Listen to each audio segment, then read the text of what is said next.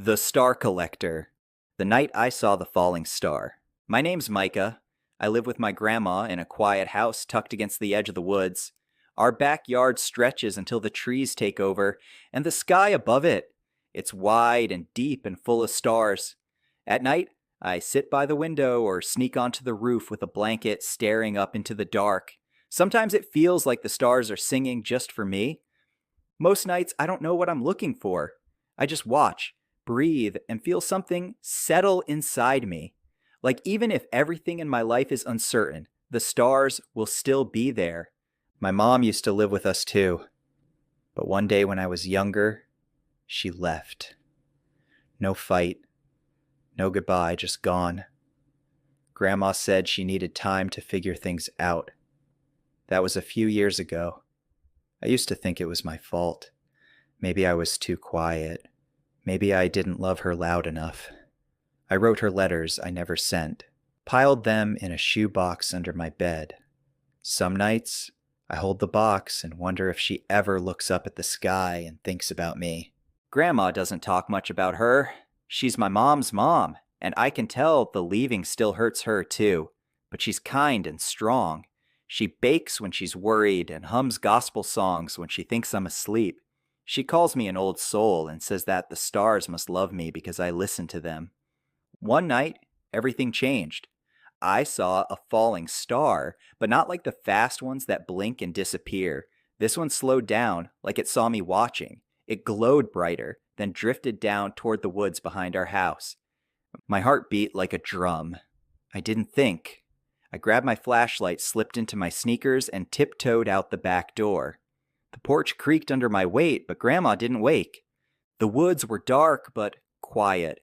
The air thick with pine and damp leaves.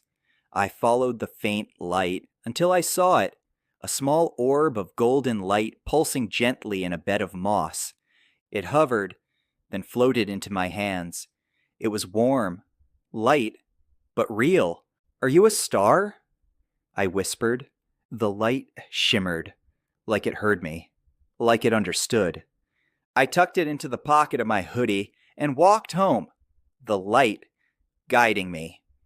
That night, I fell asleep with the glow resting in a jar beside my bed.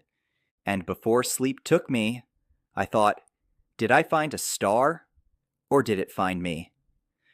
How to hold light. I woke up expecting the jar to be empty, but it wasn't. It still glowed. It pulsed like a quiet heartbeat, shifting colors. Blue, gold, soft green. Each color stirred something inside me. One made me feel brave. Another made me think of the time I found a bird with a broken wing and sat with it until help came. I kept the star hidden, not because I didn't trust Grandma, she believes in magical things, but because I didn't know how to explain it. At school, I was the same quiet kid. I liked science, especially astronomy. My notebooks were full of diagrams of constellations and little stories I made up about them. Teachers liked me well enough, though I never raised my hand much. I preferred to observe, to wonder quietly. That week, something shifted. The world felt less heavy. Knowing I had something magical waiting at home made the ordinary easier. Then it happened again. A gentle pull in my chest led me to the woods. Another light tucked in the hollow of a tree. I brought it home and placed it in a second jar. Soon I had a small collection, each star different. One smelled like cinnamon. Another reminded me of the sound of my mom's laugh, the way she used to sing while folding laundry. And I started to wonder, maybe these stars weren't just lights. Maybe they were memories, pieces of something important, pieces of me. The star that didn't shine. The night I found the dull one, everything felt off. School had been awful. A kid made fun of my shoes. I bombed a math quiz. Grandma seemed tired and distracted. I followed the tug anyway. It led me to a small, dark lump in the dirt. It looked like the others, but it wasn't glowing, cold, and still. I brought it home, hoping the warmth of the others would wake it. But for 3 days, it stayed dark. I worried maybe I'd done something wrong. that maybe I wasn't special anymore, that I'd lost whatever magic had let me find these pieces of light. Then came the dream. I was small, alone, sitting in the dark, clutching my blanket and crying. I couldn't remember why, just that it hurt. The dull star was beside me in the dream. I woke up, walked to the jar, and whispered, "You're safe now. You don't have to hide." A glow flickered, soft, like a secret, like sunrise. It didn't shine bright like the others, but it was real. That star held something I didn't know I'd forgotten. A night I'd felt completely alone. But I wasn't. Not really. The one I had to let go. I saw her by the woods. A girl about my age, sitting on a log with her head down, shoulders shaking. I didn't say anything, just sat beside her. After a while, I opened my box and pulled out a star, the one that always made me feel safe. I offered it. She stared at it, eyes wide. When her fingers touched the jar, the star lit up brighter than I'd ever seen it. She smiled, a real one, small but powerful. After that, I started giving stars away. One to Grandma when her joints ached and her eyes looked far away. One to the shy kid at school who always ate alone. One to the man who played sad songs on his guitar near the bus stop. Each time, the star glowed brighter in their hands than it had in mine. My box grew lighter, but I didn't. Chapter 5. The Missing Piece. I found a wild one. It throbbed like a heartbeat, fast and frantic, pulsing like it had something urgent to say. As soon as I touched it, a memory hit me so hard I stumbled back. It was the night my mom left. The door creaked open, and I watched from behind the stair railing as she stood by the threshold, her coat clutched in her hands. Her eyes were rimmed red, like she'd already cried every tear there was to cry. Grandma stood in the hallway, arms crossed over her chest, saying nothing, just watching. My mom knelt down, pressed a kiss to my forehead, and whispered, "You deserve better than what I can give right now." Then she left. That star wasn't just a light. It was the memory of that moment, the pain she carried, the love she couldn't give without breaking, and somehow it had found its way back to me. I cried that night, not because I was angry, but because I understood. I held that star like it was her hand, and whispered everything I wished I'd said that night. Then I wrote her a letter I didn't hide. I left it on the windowsill under the starlight. I understand. I still miss you, but I'm okay. I hope you are too. Chapter 6. Star Maps and Scars. I became a cartographer of wonder. I started mapping the stars I found. Not just where I found them, but how they felt. What colors they shifted through, what memories they stirred in my heart. I drew charts and legends linking them to constellations I made up. The shy smile, the longing tree, the night hug. In science class, we learned about gravity, how objects bend space around them. I raised my hand for the first time. Do emotions have gravity? Can they pull people together or apart like stars do? The class went quiet. The teacher blinked, then smiled. That's a beautiful thought. Afterward, Lila, a girl who always wore star earrings and doodled galaxies in her notebook, walked up to me.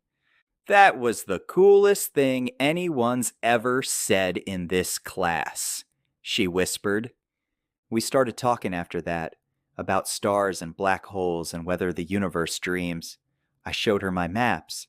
She showed me her stories. And for the first time in a long while, I felt seen without having to hide. Chapter 7. Grandma's Light. It happened on a Sunday. Grandma had just brought in laundry from the line when her foot slipped on the porch step.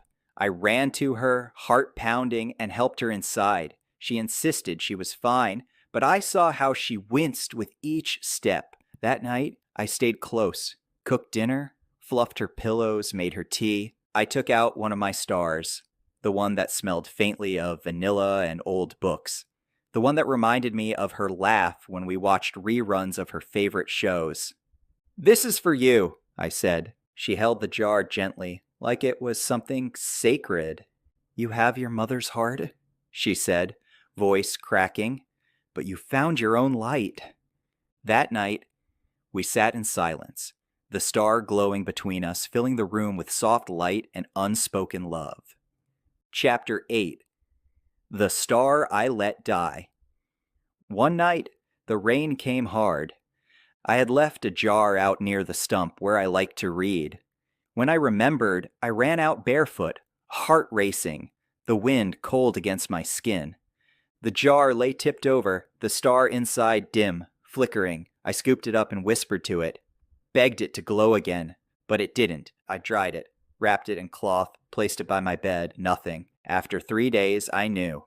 Some lights don't last forever. I dug a small hole beneath the old oak tree and placed the jar inside. I arranged stones around it in the shape of a constellation I named the Last Spark. I whispered, "Thank you for shining."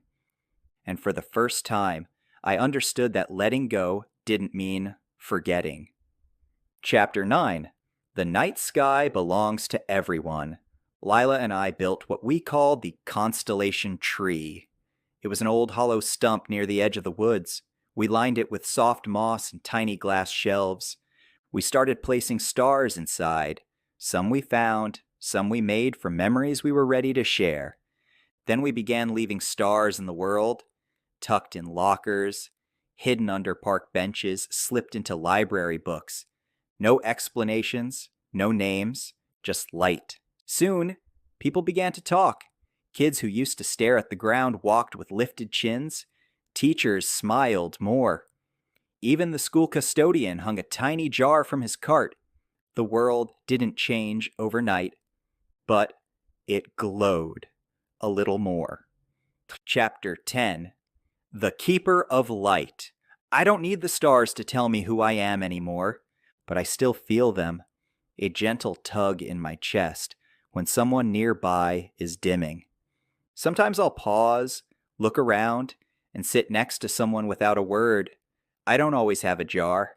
Sometimes just a story, or silence, or a small smile.